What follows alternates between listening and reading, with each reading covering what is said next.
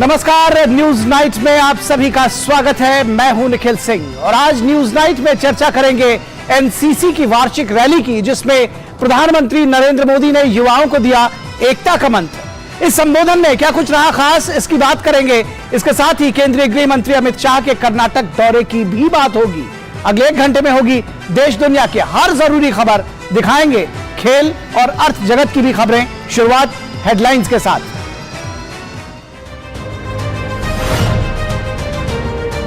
प्रधानमंत्री नरेंद्र मोदी ने NCC cadets के संबोधन में एकता के मंत्र को देश का संकल्प और सामर्थ्य बताया। कहा, देश को तोड़ने के लिए ढूंढे जा रहे हैं कई बहाने। मां भारती के सपूतों के बीच पैदा की जा रही है दरारें। पीएम ने एनसीसी के 75 सफल वर्षों के उपलक्ष्य में 75 रुपए का एक स्मारक सिक्का जारी किया। परेड की भी ली सलामी।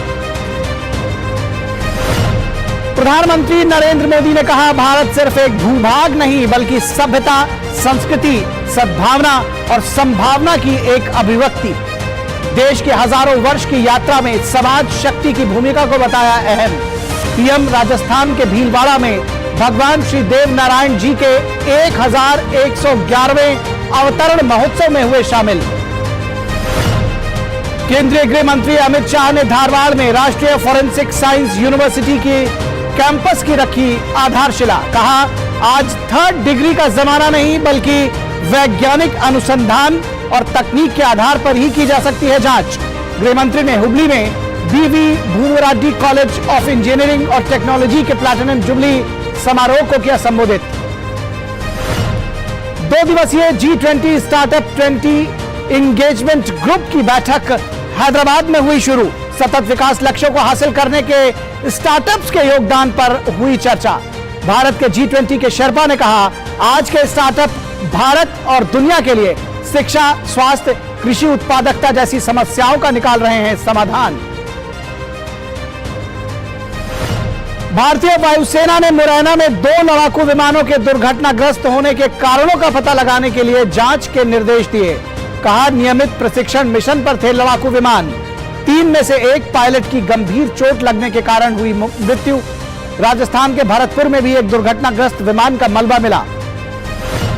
राष्ट्रपति भवन के तमाम बागीचों को अमृत उद्यान के नाम से जाना जाएगा। आजादी का अमृत महोत्सव के अवसर पर राष्ट्रपति ने अमृत उद्यान का दिया नाम।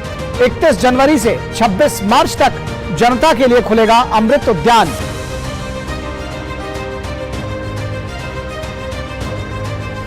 ऑस्ट्रेलियन ओपन के महिला एकल वर्ग का खिताब बेलारूस की सेबेलेंका ने अपने नाम किया। खिताबी मुकाबले में कजाकिस्तान के एलेना रायबकीना को 4-6, 6-3, 6-4 से हराया। सेबेलेंका का यह पहला ग्रैंड स्लैम खिताब।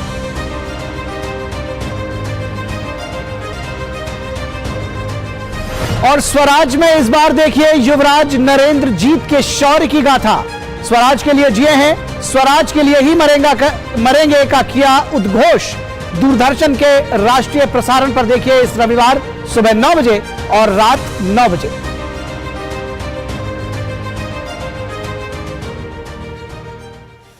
तो न्यूज नाइट में सबसे पहले बात एनसीसी कैडेट्स की वार्षिक रैली की। प्रधानमंत्री नरेंद्र मोदी आज नई दिल्ली के करियप्पा परेड ग्राउंड में वार्षिक एनसीसी पीएम रैली में शामिल हुए। वहां उन्हें एनसीसी कैडेट्स की सलामी ली। इसके बाद प्रधानमंत्री को एनसीसी के 3 स्कंधों और छात्रा कैडेट्स ने गार्ड ऑफ ऑनर दिया। परेड में मौजूद कैडेट्स प्रधानमंत्री को अपने बीच पाकर काफी उत्साहित भी नजर आए। इस मौके पर प्रधानमंत्री के साथ रक्षा मंत्री राजनाथ सिंह और एनसीसी के महानिदेशक लेफ्टिनेंट जनरल गुरबीर पाल सिंह भी मौजूद थे। इस साल एनसीसी अपनी स्थापना का 75वां वर्ष मना रहा है। प्रधानमंत्री नरेंद्र मोदी ने कहा कि सीमावर्ती और तटीय क्षेत्रों में एनसीसी के विस्तार से बड़ी संख्या में युवा जुड़ रहे हैं। सीमावर्ती और तटीय क्षेत्रों में एनसीसी के विस्तार के अभियान से भी बड़ी संख्या में युवा जुड़ रहे हैं। अभी तक सीमावर्ती और तटवर्ती क्षेत्रों से लगभग 1 लाख कैडेट्स को नामांकित किया गया है। इतनी बड़ी युवा शक्ति जब राष्ट्र निर्माण में जुटेगी देश के विकास में जुटेगी, तो साथियों बहुत विश्वास से कहता हूं, कोई भी लक्ष्य असंभव नहीं रह जाएगा। और प्रधानमंत्री ने एनसीसी के कामयाब 75 वर्षों के उपलक्ष्य में एक विशेष डे कवर और 75 रुपए मूल्य वर्ग का एक विशेष रूप से ढाला हुआ स्मारक सिक्का जारी किया। पीएम मोदी ने कहा कि देश को तोड़ने के लिए कई बहाने ढूंढे जाते हैं। उन्होंने कहा कि लाख कोशिशों के बावजूद भी कभी दरार पैदा हो नहीं सकती। एक भारत श्रेष्ठ भारत के आदर्शों को लेकर के देश को तोड़ने के कई बहाने ढूंढे जाते हैं। भांति भांति की बातें निकाल करके मां भारती के संतानों के बीच में दूध में दरार करने की कोशिशें हो रही है। लाख कोशिशें हो जाए, मां के दूध में कभी दरार नहीं हो सकती। और इसके लिए एकता का मंत्र ये बहुत बड़ी औषधि है, बहुत बड़ा सामर्थ्य है। और कैडेट अपने सांस्कृतिक कार्यक्रम के जरिए विविधता में एकता का संदेश देते हुए नजर आए। पीएम मोदी ने कहा कि बीते 8 वर्षों में पुलिस और अर्धसैनिक बलों में बेटियों की संख्या में 2 गुनी की वृद्धि हुई है। हम एक हैं, हम श्रेष्ठ हैं, हम एक ही रहेंगे।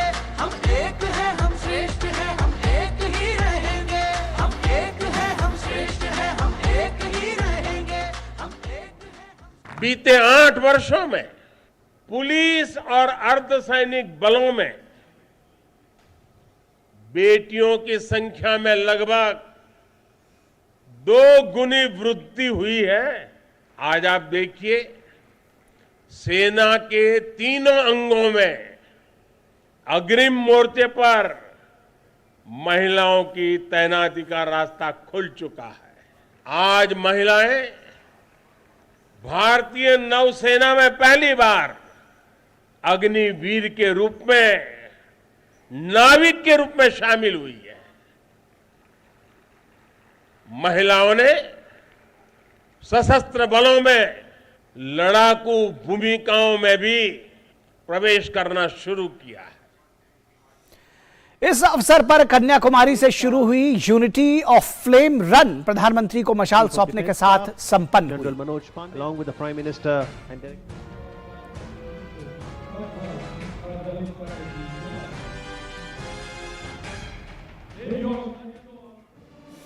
वसुधैव कुटुंबकम की सच्ची भारतीय भावना के अनुरूप 19 देशों के 196 अधिकारियों और कैडेट्स ने भी इस समारोह में हिस्सा लिया। यूनिटी, डिसिप्लिन, लीडरशिप रास्ता जिसका नेतृत्व कर रहे हैं senior under officer Asif Mujawa from Argentina under the youth exchange programme. That's the contingent from Brazil, Fiji contingent. वहीं प्रधानमंत्री नरेंद्र मोदी ने एनसीसी के सर्वश्रेष्ठ कैडेट्स को पुरस्कृत भी किया।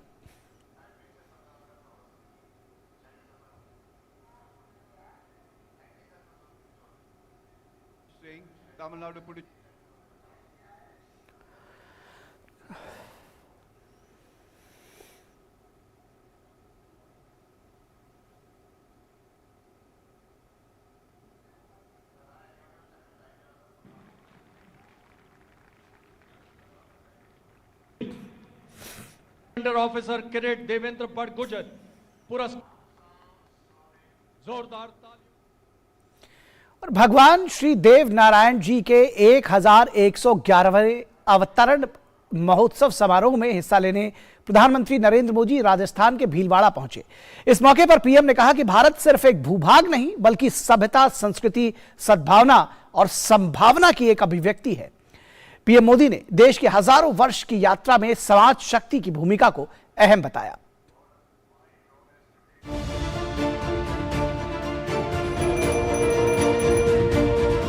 भगवान देवनारायण भी ऊर्जा पुंज थे, अवतार थे, जिन्होंने अत्याचारियों से हमारे जीवन और हमारी संस्कृति की रक्षा की। ते रूप में मात्र 31 वर्ष की आयु बिताकर जनमानस में अमर हो जाना सर्वसिद्ध अवतार के लिए ही संभव है। भगवान देवनारायण ने जो रास्ता दिखाया वो सबके साथ से सबके विकास का है। आज देश इसी रास्ते पर चल रहा है।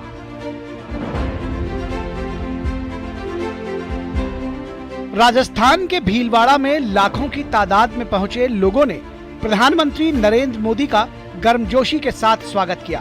भगवान श्री देव नारायण जी के 1111वें अवतरण महोत्सव समारोह में हिस्सा लेने पहुंचे पीएम मोदी ने जनता से मिले इस अपार स्नेह का हाथ हिलाकर अभिवादन किया।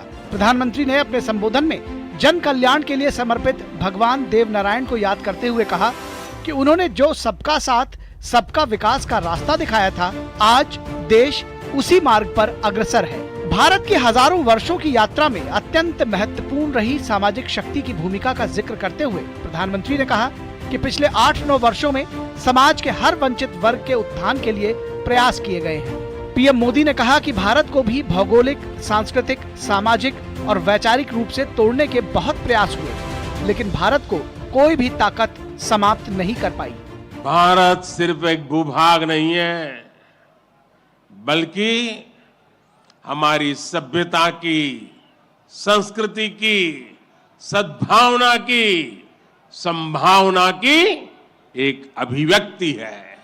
इसलिए आज भारत अपने वैभवशाली भविष्य की नींव रख रहा है और जानते हैं इसके पीछे सबसे बड़ी प्रेरणा, सबसे बड़ी शक्ति हमारे समाज की शक्ति है। पीएम मोदी ने कहा कि पशुधन हमारी परंपरा और आस्था का ही नहीं, बल्कि ग्रामीण अर्थव्यवस्था का भी मजबूत हिस्सा है।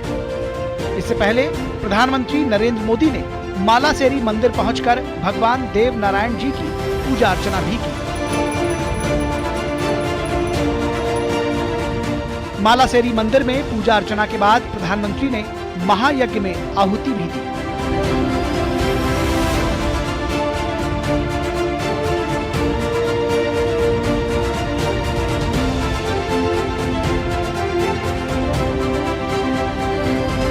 प्रधानमंत्री ने कहा कि भगवान देव नारायण जी का केवल 31 वर्ष की उम्र में अमर हो जाना ये सिद्ध करता है कि वो अवतार थे। माना जाता है कि देव नारायण जी भगवान विष्णु के अवतार हैं, जिनके पास कई दैवीय शक्तियां भी थी। साथ ही साथ वे एक बड़े गोरक्षक के रूप में भी पूजे जाते हैं, जिनके पास 1 लाख से ज्यादा गायें थी। भगवान देव नारायण को एक योद्धा के तौर पर भी पूजा जाता है, जिन्होंने उस समय विदेशी घुसपैठियों को करारा जवाब दिया था। गौरतलब है कि आजादी के 7 दशक बीत जाने के बाद ये पहला मौका था जब गुर्जर समाज के आराध्य देव की जन्मस्थली पर बतौर प्रधानमंत्री नरेंद्र मोदी भगवान देव नारायण जी को श्रद्धा सुमन अर्पित करने पहुंचे। इस खास मौके पर प्रधानमंत्री ने भीलवाड़ा के मालासेरी डूंगरी में जुटी जनता का अभिवादन किया। भीलवाड़ा राजस्थान से अभिषेक सिंह की रिपोर्ट, डीडी न्यूज। और न्यूज नाइट में फिलहाल रुकेंगे एक छोटे से ब्रेक के लिए, कहीं मत जाइएगा, जल्द हाजिर होंगे।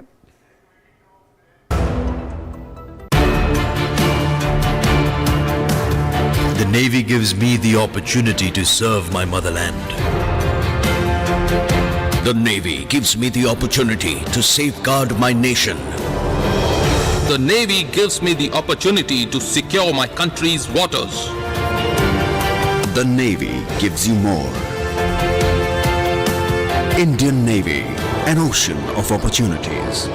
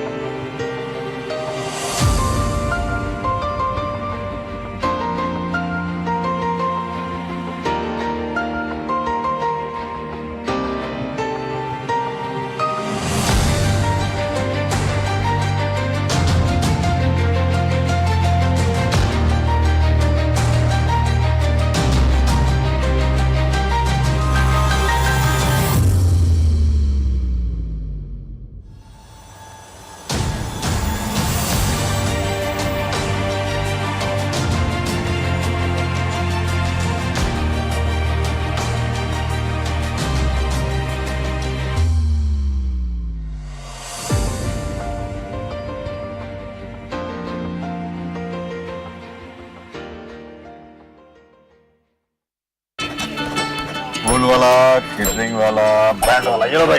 बैंड बजेगी पापा, अगर गड़बड़ हुई तो गए पैसे। अरे नहीं रे, बैंक संभाल लेगा। कैसे?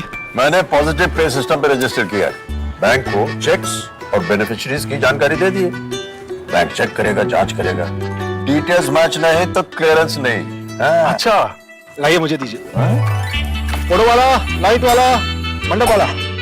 आरबीआई कहता है जानकार बनिए, सतर्क रहिए। बिल्कुल सही कह रहे हैं। ब्रेक के बाद एक बार फिर आप सभी का स्वागत है। और केंद्रीय गृह मंत्री अमित शाह आज से 2 दिन के कर्नाटक दौरे पर है। कर्नाटक के आगामी विधानसभा चुनावों की तैयारियों को धार देते हुए गृह मंत्री ने बेलगावी में एक जनसभा को संबोधित किया और धारवाड़ के कुंडगोल में रोड शो भी किया। उन्होंने धारवाड़ में राष्ट्रीय फॉरेंसिक विज्ञान केंद्र का उद्घाटन किया। गृह मंत्री ने अपने दौरे की शुरुआत हुबली से की।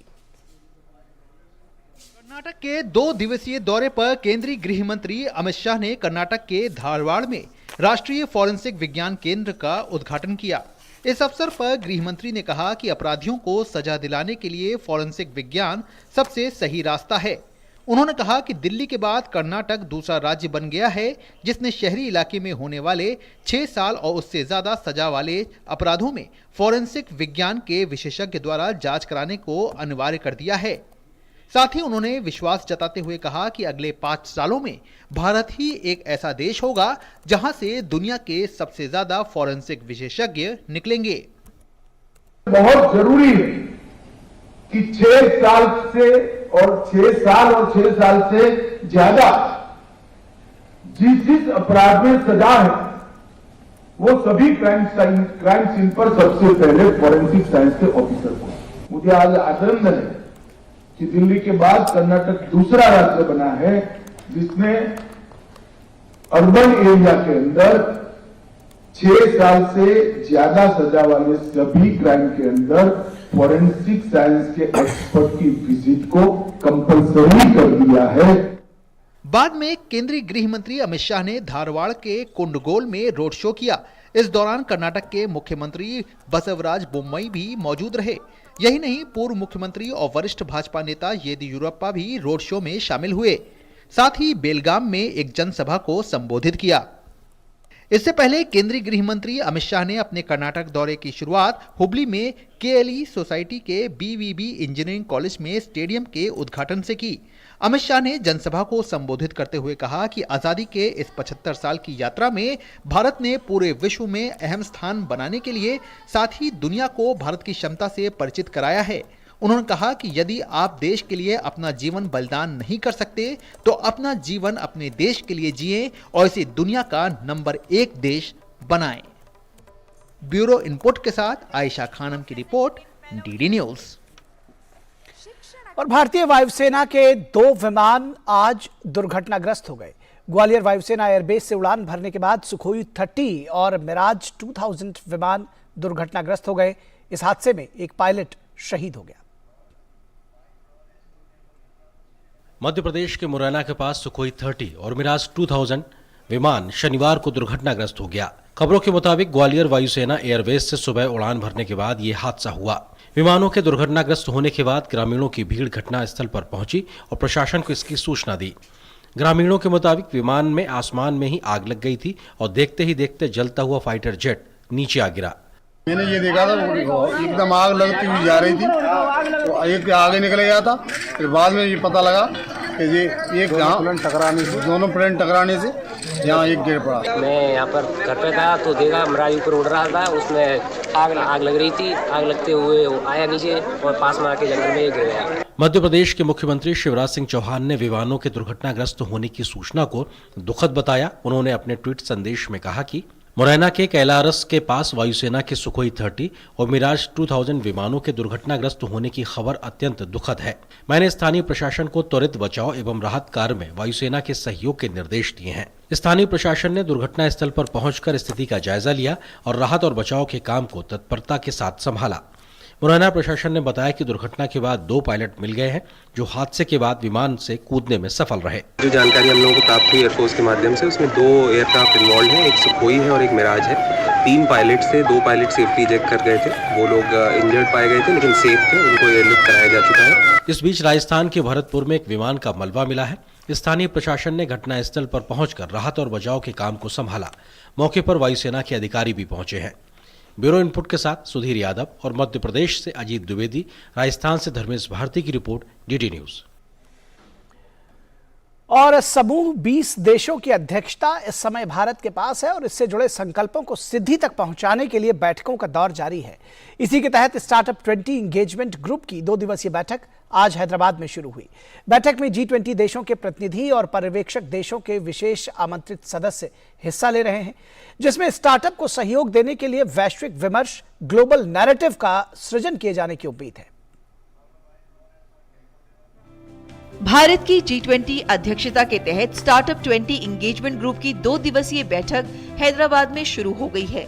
इस बैठक में G20 देशों के प्रतिनिधि और पर्यवेक्षक देशों के विशेष आमंत्रित सदस्य हिस्सा ले रहे हैं। बैठक में बहुपक्षीय संगठनों के प्रतिनिधियों के अलावा भारत स्टार्टअप के साझेदार भी शामिल हैं। बैठक में स्टार्टअप को सहयोग देने और स्टार्टअप, कॉरपोरेट, निवेशकों, नवाचार एजेंसियों और प्रमुख पक्षों के लिए वैश्विक विमर्श, ग्लोबल नैरेटिव का सृजन किए जाने की उम्मीद है। G20 फर्स्ट इंसेप्शन मीट के उद्घाटन सत्र में केंद्रीय मंत्री जी किशन रेड्डी ने कहा कि भारत में दुनिया में स्टार्टअप की तीसरी सबसे बड़ी संख्या है। हमारे युवा जॉब होल्डर के बजाय जॉब क्रिएटर बनना चाहते हैं। India is the ideal location for today's startup engagement group meeting. Today, India has a third highest number of unicorns, third highest number of startups. Matter of the time before India leads to this list. Through these startups, our youth want to become a job creators instead of being a job holder. Bharat के G20 Sherpa Amitabh Kant ने startup 20 engagement group की बैठक को संबोधित करते हुए कहा कि भारत आज आपदा से अवसर की ओर तेजी से आगे बढ़ रहा है। Every crisis is an opportunity, and I think in the midst of crisis, the biggest challenge is to do technological disruption and to do innovation. And this is the startup engagement group is India's innovation to the G20 movement. It's the first engagement group which drives technology, innovation and the startup movement. And this is born out of India's conviction that the world needs more and more of technology, the world needs more disruption, the world needs young entrepreneur. And to drive the world out of the present recessionary trend, you need a range of young entrepreneurs and a vast range of new areas of growth to be able to accelerate the pace of inclusive, resilient and sustainable growth. उद्घाटन सत्र को संबोधित करते हुए केंद्रीय वाणिज्य और उद्योग मंत्री पीयूष गोयल ने वैश्विक स्टार्टअप इकोसिस्टम को सुदृढ़ करने के लिए परामर्शकर्ताओं, निवेशकों और उद्यमियों के एक अंतर्राष्ट्रीय नेटवर्क के सृजन की अपील की। इस बैठक का आयोजन स्टार्टअप्स, कॉरपोरेट्स, निवेशकों, नवाचार एजेंसियों और अन्य प्रमुख इकोसिस्टम हितधारकों के बीच संयोजन को बढ़ावा देने के लिए एक वैश्विक नैरेटिव का सृजन करेगा। स्टार्टअप 20 इंगेजमेंट ग्रुप सर्वसम्मति आधारित परिभाषाओं के माध्यम से वैश्विक स्टार्टअप इकोसिस्टम को संयोजित करने के लिए काम करेगा और अवसरों की खोज करने के लिए स्टार्टअप इकोसिस्टम के बीच ज्ञान साझा करने के वैश्विक समुदाय को बढ़ावा देगा। हैदराबाद से सुप्रशांति की रिपोर्ट, डीडी न्यूज। और यहां रुकेंगे एक छोटे से ब्रेक के लिए, कहीं मत जाइएगा, जल्द हाजिर होंगे। करदाता ध्यान दें, देर न करें।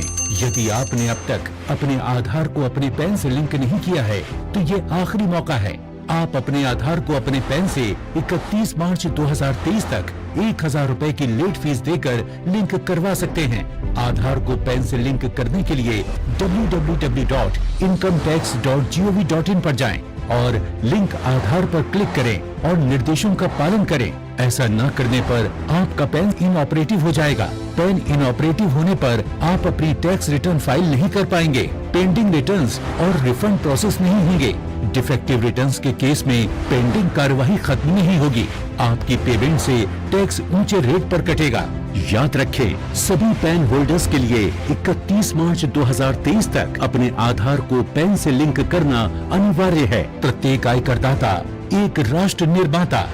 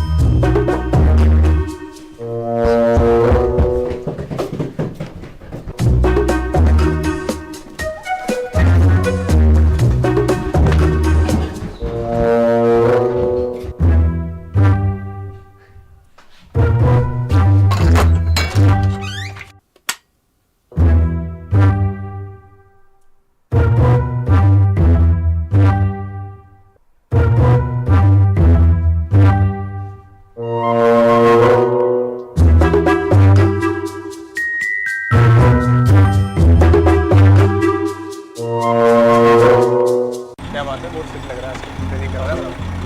3 महीने में पैसे डबल, वाह। फास्ट और हाई रिटर्न्स भी। क्या स्कीम है? कल तो नहीं थी यहाँ? और कल होगा भी नहीं। तूने कभी 5 ओवर में डबल सेंचुरी मारी है? ऐसे स्कीम के बहकावे में आके हम धोखा खा सकते हैं। और आरबीआई कहता है अपना पैसा सुरक्षित रखो और समझदारी से निवेश करो। अगर ज्यादा रिटर्न के पीछे भागोगे तो रिस्क भी उतना ही उठाओगे। और फास्ट रिटर्न से बच के, और फास्ट बॉलिंग से भी। आरबीआई कहता है जानकार बनिए, सतर्क रहिए। ब्रेक के बाद एक बार फिर न्यूज नाइट में आप सभी का स्वागत है। राष्ट्रपति भवन परिसर में मौजूद तमाम बगीचों और उद्यानों को अब एक ही नाम से जाना जाएगा, यानी कि उन्हें अमृत उद्यान का नाम दिया गया है। राष्ट्रपति के उप प्रेस सचिव नविका गुप्ता ने इस बारे में जानकारी दी कि आजादी के अमृत महोत्सव के मौके पर राष्ट्रपति ने राष्ट्रपति भवन के सब बागीचों का नाम अमृत उद्यान कर दिया है। राष्ट्रपति भवन की ओर से जारी एक बयान में बताया गया है कि इस साल 31 जनवरी से 26 मार्च तक जनता के लिए अमृत उद्यान खुला रहेगा। इसके बाद 28 मार्च को सिर्फ किसानों के लिए और 29 मार्च को दिव्यांग जनों के लिए यह गार्डन खोला जाएगा। इसके बाद 30 मार्च को पुलिस, सुरक्षा बलों और सेना के परिवारों को गार्डन में एंट्री मिलेगी। अमृत उद्यान में उन्हीं लोगों को जाने की इजाजत होगी जो लोग ऑनलाइन अग्रिम बुकिंग के जरिए पास लेकर आएंगे। इस बार अमृत उद्यान 2 महीने के लिए खोले जा रहे हैं, 31 जनवरी से लेकर 26 मार्च तक। उसके अलावा जो पिछले लास्ट वाले 3-4 दिन हमने रखे हैं, 28 मार्च से लेकर 31 मार्च, वो अलग अलग कैटेगरीज के लोगों के लिए रखे हैं, जैसे सिर्फ महिलाओं के लिए, किसानों के लिए, डिफेंस पर्सनल के लिए और डिफरेंटली एबल्ड लोगों के लिए। उसके अलावा इस बार हमने टेक्नोलॉजी का यूज़ किया है। लेटेस्ट टेक्नोलॉजी यूज़ करते हुए हमने प्लांट्स के और ट्रीज़ के ऊपर QR कोड्स लगाए हैं। जितने भी विजिटर्स आएंगे वो लोग अपने मोबाइल फोन्स पर QR कोड स्कैन कर सकते हैं और जिससे उन्हें उस पेड़ के बारे में, पौधे के बारे में एडिशनल जानकारी मिल जाएगी। भारतीय जनता पार्टी की दिल्ली इकाई की कार्यकारी समिति की बैठक के दूसरे दिन अरविंद केजरीवाल नीति सरकार पर विभिन्न मुद्दों को लेकर निशाना साधा गया और इंडिया गेट पर नेताजी सुभाष चंद्र बोस की प्रतिमा और केंद्र नीति अन्य परियोजनाओं के लिए प्रधानमंत्री नरेंद्र मोदी की प्रशंसा की गई। पार्टी नेताओं ने केजरीवाल नीति आम आदमी पार्टी की सरकार में आबकारी, बिजली विभाग और कक्षाओं के निर्माण की परियोजना सहित विभिन्न विभागों में भ्रष्टाचार का आरोप लगाया। कार्यकारी समिति की बैठक के दूसरे दिन केंद्रीय मंत्री और भाजपा के वरिष्ठ नेता अनुराग सिंह ठाकुर भी मौजूद रहे। दिल्ली प्रदेश भारतीय जनता पार्टी ने यह भी प्रण लिया है कि जहां एक और संगठन का विस्तार करेंगे, वहीं दूसरी ओर भारतीय जनता पार्टी की केंद्र की सरकार की उपलब्धियों को जन जन तक पहुंचाएंगे। अरविंद केजरीवाल जी की भ्रष्ट सरकार और झूठ बोलने का जो बार बार काम होता है उसको भी पर्दाफाश करेंगे। दुख के साथ कहना पड़ता है कि देश में एक राज्य ऐसा भी है जहां की सरकार उनका मंत्री 7 महीने से जेल में है, लेकिन पगार पाता है, सारी सुविधाएं पाता है, जेल में मालिश करवाता है। एक्साइज घोटाले में उप मुख्यमंत्री का नाम से लेके बाकी सबके नाम साथ में आते हैं। यही नहीं, शिक्षा नीति जिसकी फोटोएं तो दुनिया भर में छुपवाने का काम करते हैं, लेकिन धरातल पर कुछ नजर नहीं आता है, और जब रिजल्ट आते हैं तब भी दिल्ली पिछड़ता हुआ नजर आता है। और न्यूज राइट में रुकेंगे एक छोटे से ब्रेक के लिए, लेकिन आप कहीं मत जाइएगा। जब ब्रेक के बाद वापस लौटेंगे तो होगा हमारा विशेष चर्चा का कार्यक्रम।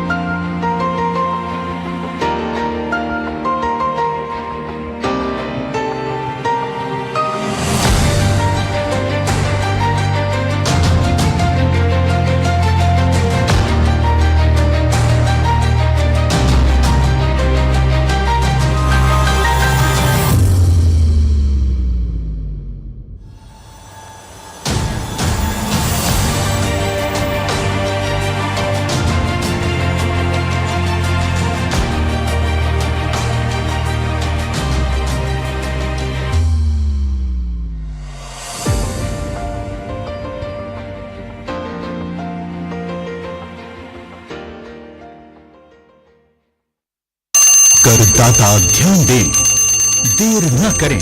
यदि आपने अब तक अपने आधार को अपने पैन से लिंक नहीं किया है तो ये आखिरी मौका है। आप अपने आधार को अपने पैन से 31 मार्च 2023 तक 1000 रुपए की लेट फीस देकर लिंक करवा सकते हैं। आधार को पैन से लिंक करने के लिए www.incometax.gov.in पर जाएं और लिंक आधार पर क्लिक करें और निर्देशों का पालन करें। ऐसा न करने पर आपका पैन इनऑपरेटिव हो जाएगा। पैन इनऑपरेटिव होने पर आप अपनी टैक्स रिटर्न फाइल नहीं कर पाएंगे। पेंडिंग रिटर्न्स और रिफंड प्रोसेस नहीं होंगे। डिफेक्टिव रिटर्न्स के केस में पेंडिंग कार्यवाही खत्म नहीं होगी। आपकी पेमेंट से टैक्स ऊंचे रेट पर कटेगा। याद रखें, सभी पैन होल्डर्स के लिए 31 मार्च 2023 तक अपने आधार को पैन से लिंक करना अनिवार्य है। प्रत्येक आयकरदाता एक राष्ट्र निर्माता।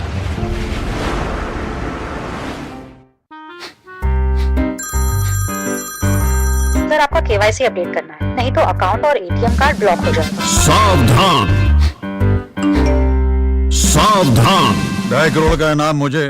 देखिए, अनजाने कॉल्स, फर्जी ईमेल्स, लिंक्स और जाली ऐप से अपना पिन, ओटीपी, पासवर्ड कभी भी किसी के साथ शेयर न करें। आप रहेंगे सावधान तो नहीं होगा नुकसान। आरबीआई कहता है, जानकार बनिए, सतर्क रहिए।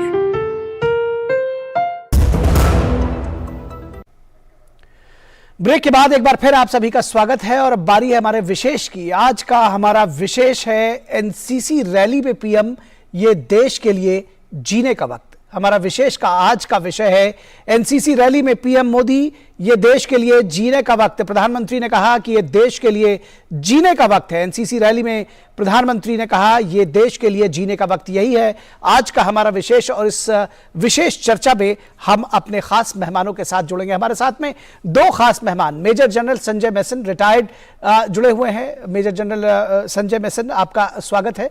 और साथ ही साथ रामकृपाल सिंह, सीनियर जर्नलिस्ट, वो भी हमारे साथ जुड़े हुए हैं। रामकृपाल जी, बहुत स्वागत है आपका। जनरल संजय, अगर आपके साथ इस चर्चा की शुरुआत करना चाहें, जिस तरह से एनसीसी का विस्तार किया जा रहा है, तमाम पॉजिटिव चेंजेस एक के बाद एक आ रहे हैं। प्रधानमंत्री का आज का जो संभाषण है कि किस तरह से युवाओं को जोड़ने की बात कही है, देश को आगे ले जाने की बात कही है, कि तो जो एनसीसी का लक्ष्य है एक तरह से समझा जाए कि देश की जो दूसरी रक्षा पंक्ति बनने का, उससे एक कदम और आगे जाने का लक्ष्य दिया है। अमृतकाल में भारत को कहीं और ऊंचाई पर ले जाने का। नितिन, बिल्कुल प्रधानमंत्री जी ने जो आज लेक्चर दिया है एनसीसी रैली में, ये पहली बात बहुत ही महत्वपूर्ण लेक्चर था। देखिए, प्रधानमंत्री की एक तो खूबी है कि बहुत ही मोटिवेशनल लेक्चर्स उनके होते हैं, और जो भारत का यूथ है और भारत की जनता है, उनको एक मतलब सरचार्ज, वो मतलब खूब चार्ज अप हो जाते हैं। और जिस प्रकार मैं अगर बोलूं, फौज की अगर परिभाषा बोलूं, तो कई बार लीडर्स का काम होता है एक डायनामाइट लगा देना और फिर वो डायनामाइट विस्फोट होता है।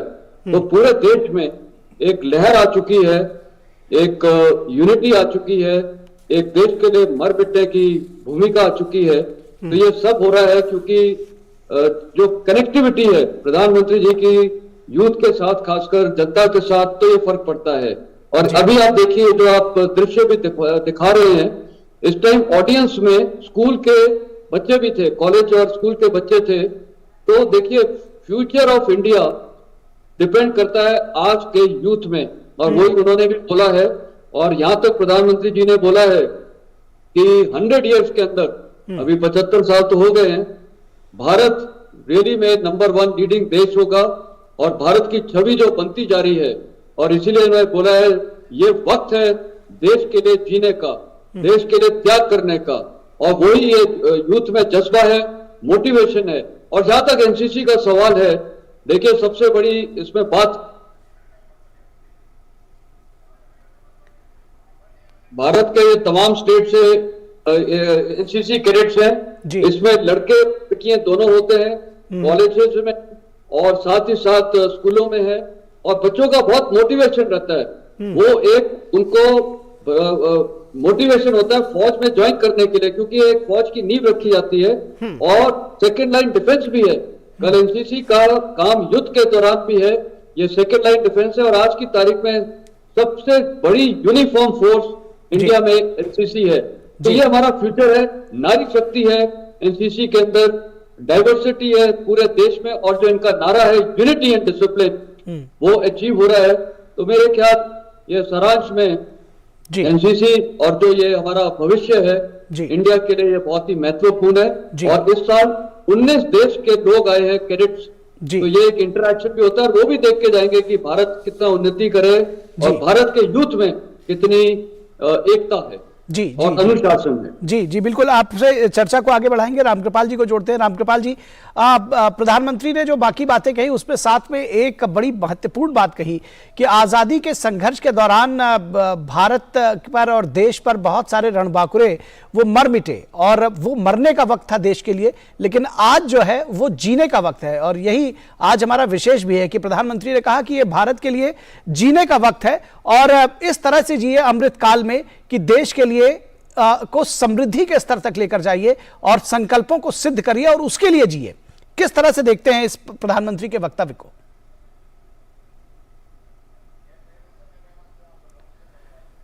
लगता है कि हमारी आवाज नहीं पहुंच रही है या शायद कनेक्शन टूट गया है रामकृपाल जी से। मेजर जनरल संजय मेस्टन आपके साथ संपर्क करना चाहेंगे।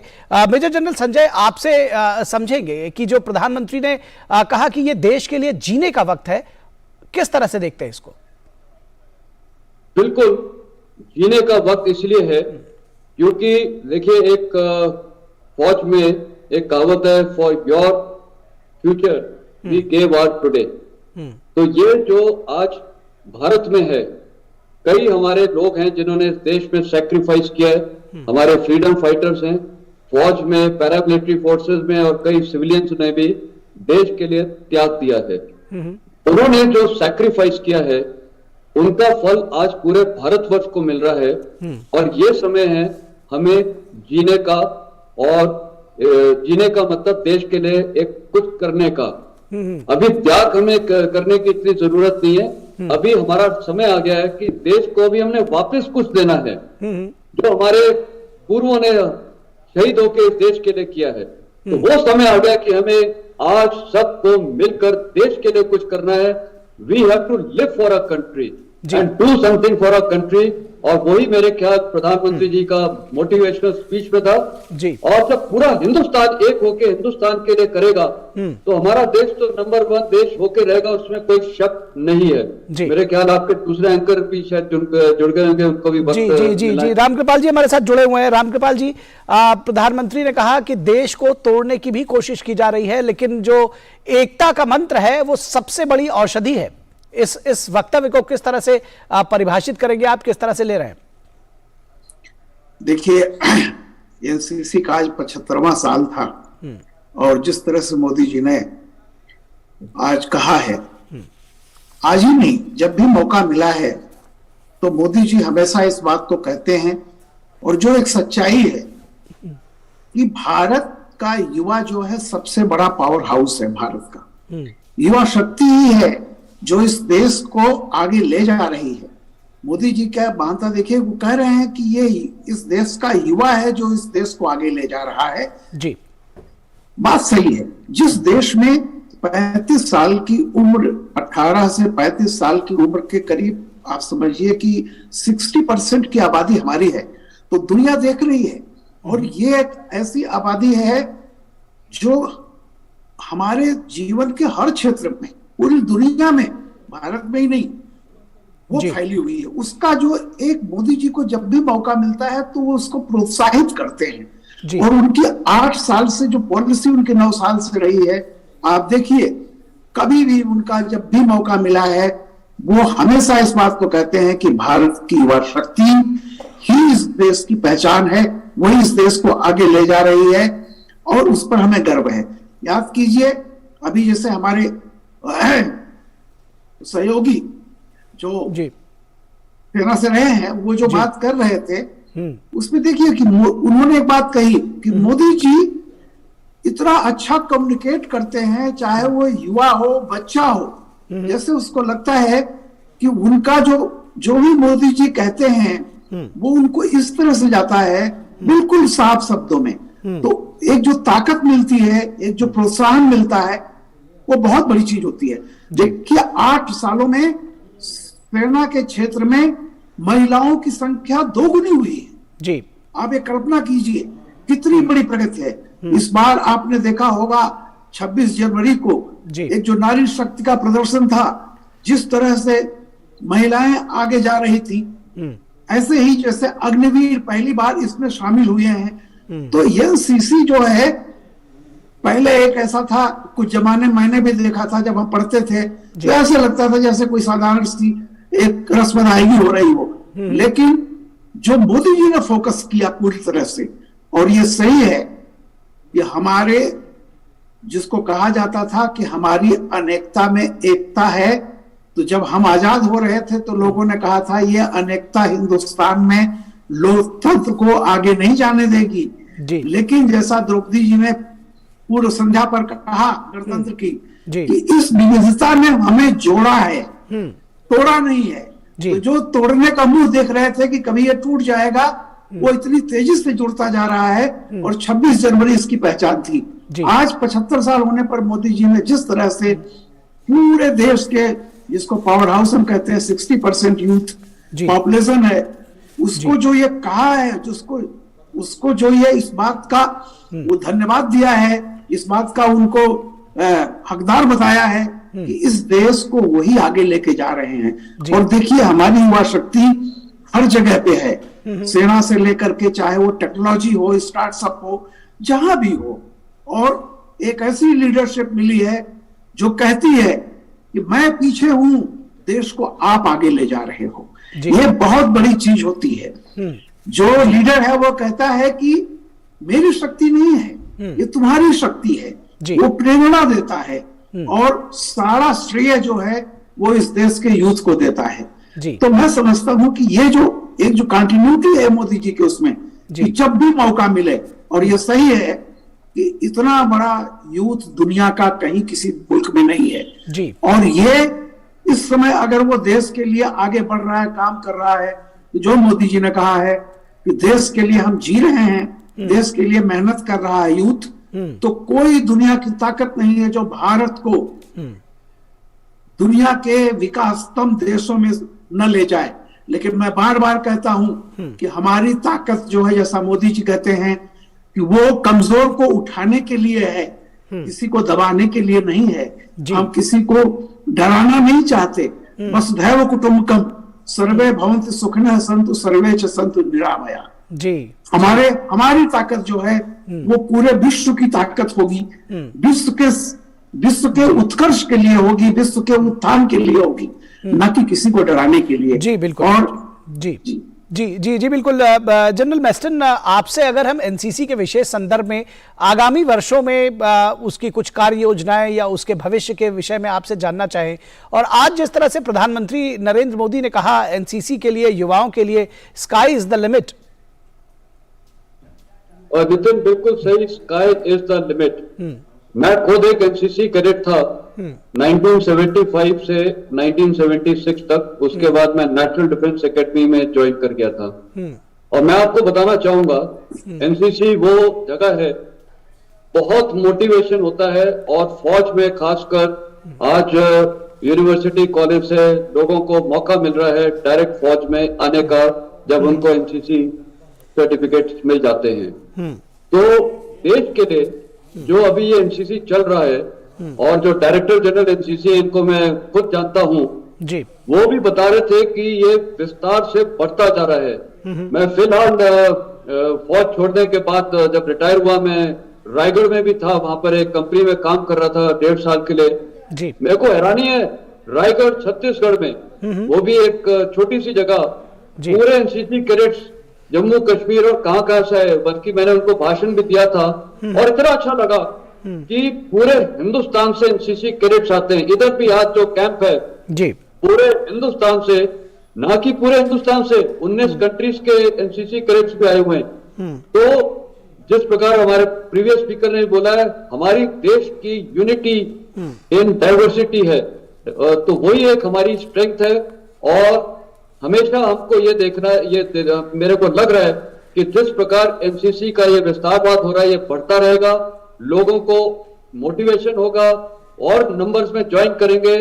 और यूथ में खासकर नारी, ये मैं तो एक इतना हमेशा मैं नारी को सपोर्ट करता हूं। मैं 92 में खुद एक फर्स्ट बैच लेडी ऑफिसर को कश्मीर में ऑपरेशन कराया था जब मैं मेजर था। तो मैंने उस दिन रियलाइज कर लिया था इनकी मोटिवेशन लेवल कितनी है। और आज आप देखिए, फौज में चाहे फ्लाइंग हो, चाहे आर्टिलरी हो, हर उनको फील्ड में लिया जा रहा है। नेवी में तो इनके पास क्षमता है, और नारी ये जो क्षमता ये बढ़ती जाएगी एनसीसी के द्वारा। और ये बिल्कुल मैं मानता हूं, हमारा यूथ ये भविष्य, और प्राइम मिनिस्टर ने सही बोला है, जब हमारे 100 ईयर्स हो जाएंगे तो यही यूथ, यही एनसीसी कैडेट्स, ये इस देश को कहां से कहां ले जाएंगे। ये हमारे एम्बेसडर्स हैं, हिंदुस्तान के एम्बेसडर्स हैं। और आज इन्होंने इतना झंडा गाड़ा होगा कि जो 19 लोग के कैडेट्स आए हैं, वो भी जाके अपने देश में बोलेंगे इंडिया इज वन, और वही सबसे बड़ा मैसेज जाता है। जी जी बिल्कुल। रामकृपाल जी, एक बात प्रधानमंत्री ने साफ तौर पर कही कि युवाओं को प्लेटफॉर्म देने का प्रयास किया जा रहा है ताकि उनके जो सपने हैं वो सच हो सके, चाहे वो इनोवेशन क्रांति की बात हो, चाहे वो डिजिटल क्रांति की बात हो, चाहे स्टार्टअप क्रांति की बात हो, इन सब का लाभ जो है वो युवाओं को मिलेगा। तो किस तरह से ये प्लेटफॉर्म जो है वो इन हमारे देश के युवाओं को एक और, जिसको कहते हैं कि एक बड़ा जंप लगाने के लिए और प्रेरित कर रहा है? बिल्कुल, देखिए सबसे बड़ी बात यही होती है कि एक कहा जाता है कि शक्ति तो सब में होती है, एनर्जी सब में होती है जी। तो क्या होता है कि जो आपकी एनर्जी है उसको एक डिजायर्ड स्ट्रेंथ तक, यानी सीरियस जो करंट स्ट्रेंथ है उसको एक डिजायर स्ट्रेंथ तक ले जाने का काम ही लीडरशिप का होता है। तो मोदी जी आज जो कर रहे हैं, वो युवा के सामने उसके जो अंदर जो हुनर छिपा हुआ है, जो उसकी क्षमता उसके अंदर है, उसको उस तरह से जैसे कि आप कुएं से पानी निकाल के खेत तक ले जाएं तो कहीं पानी बर्बाद नहीं होता जी। उसको मौका दे रहे हैं, उसके अंदर की जो छिपी हुई प्रतिभा है उसको, उसकी इच्छा और देश की जरूरत के हिसाब से उसको आगे देने का हर संभव प्रयास कर रहे हैं। देखिए 8 सालों में अगर आप देखेंगे, रोज कोई न कोई चीज, चाहे वो देखिए कौशल विकास, मतलब कितने बड़े पैमाने पर जी। और श्रम की महत्ता उनका सिर्फ ये नहीं है कि आप पढ़ लिख करके एक बहुत बड़े, छोटे से छोटे, यानी एक श्रम को जो उन्होंने किया है, यूथ अपने आप में है। अगर वो इंजीनियर बनता है, डॉक्टर बनता है, सैनिक बनता है, नहीं तो वो कुशल कारीगर बने। जैसा मोदी जी ने कहा था कि पकौड़े बेचने वाला भी एक श्रम कर रहा है। तो dignity of labour and dignity of technique, ये जो मोदी जी ने शुरू किया है, आपने देखा होगा 26 जनवरी को उन्होंने जो लोग सेंट्रल विस्टा बना रहे हैं उनको अगले पंथ में बिठाया था। तो एक उनका जो ये हमेशा है कि जिसमें जो क्षमता है और उसको जो रास्ता चाहिए, उसको जो मंच चाहिए, जी, वो उसको दीजिए, वो अपने आप बढ़ेगा। इसीलिए मोदी जी आज कह रहे थे कि यूथ ही इस देश को आगे ले जा रहा है, वही इस देश को विकसित देश बनाएगा, दुनिया का नंबर 1 देश बनाएगा। और दुनिया हमारी तरफ देख रही है कि जहां पर सिर्फ देखिए, सिर्फ हम आर्थिक प्रगति नहीं, आर्थिक, सांस्कृतिक, हर तरह की चीज, वसुधैव कुटुंबकम जो हमारा है, एक तरह से जिसको दुनिया देखती है कि भारत की आत्मिक शक्ति जो है, स्पिरिचुअल, तो उसके लिए यह है कि यूथ, उसी तरह से यूथ आज विज्ञान के क्षेत्र में भी है, खेती भी कर रहा है, हर जगह पे है, सैनिक भी है, सिपाही भी है, विज्ञानी भी है, तकनीशियन भी है। तो ये जो मोदी जी का है एनसीसी को,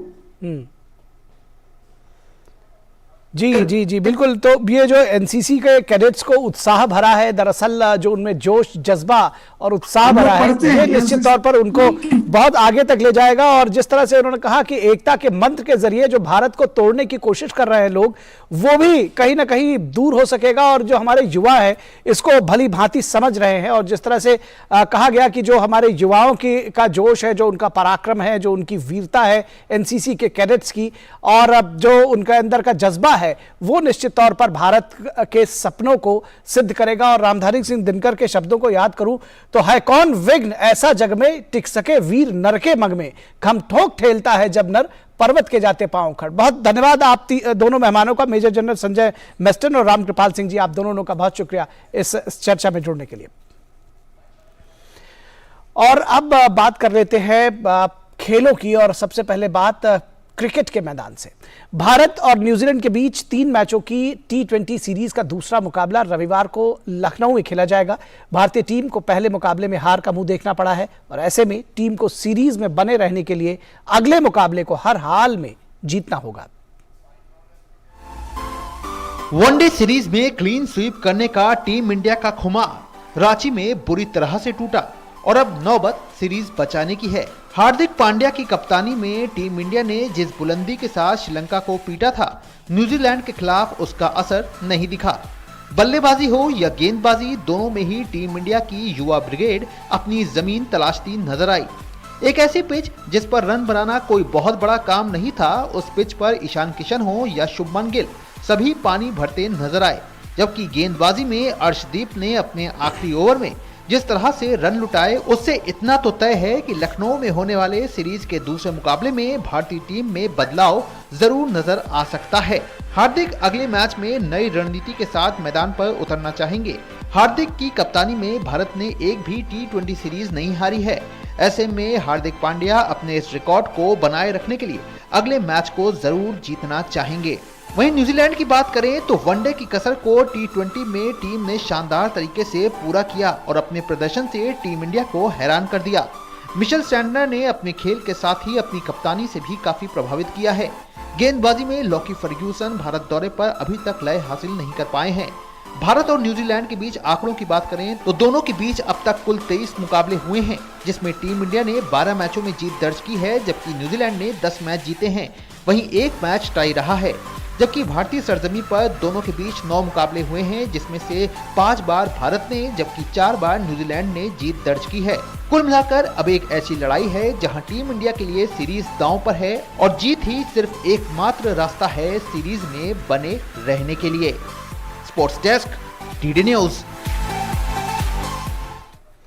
और खबर टेनिस के कोर्ट से। ऑस्ट्रेलियन ओपन 2023 के महिला एकल वर्ग का खिताब बेलारूस की सबलेंका ने अपने नाम कर लिया है। खिताबी मुकाबले में उन्होंने कजाकिस्तान की एलेना रायबाकिना को 4-6, 6-3, 6-4 से हराया। पहला सेट रायबाकिना ने 6-4 से अपने नाम किया। इसके बाद सबलेंका ने जबरदस्त वापसी की। दूसरा सेट सबलेंका ने 6-3 और तीसरा सेट 6-4 से जीत लिया।